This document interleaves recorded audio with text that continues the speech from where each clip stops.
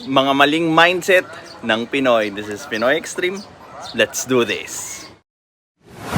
This is Pinoy Extreme.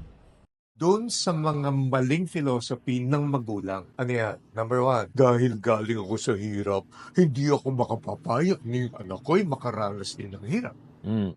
Yes, and ito yung madalas na kinukoin nila na healing your inner child. And madalas sa mga magulang na gumagawa nito, they are doing more damage rather than good. Kasi nga, hindi na pre-prepare yung bata doon sa klase ng hirap na meron talaga yung mundo.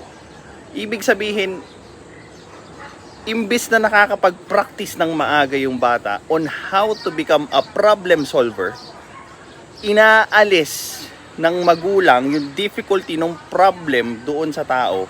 Kaya hindi sila nagbo-bloom into an adult problem solver.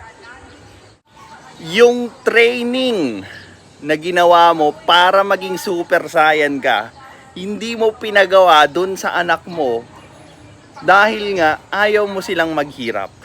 Pero hindi mo napapansin na yung training na yon, yung essential thing na kailangan nilang pagdaanan para mapagtagumpayan ang buhay.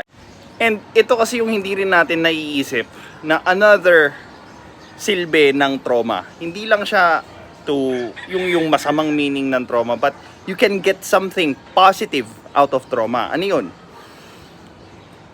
Yung lesson doon sa event na hindi mo makalimutan, paano mo siya mahihila doon sa trauma na nangyari sa'yo instead of focusing doon sa emotions na produce ng trauma.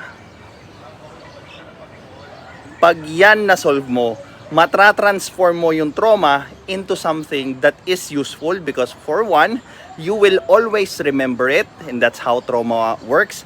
Second, you will remember the lesson more than the crippling pain, crippling fear of that event.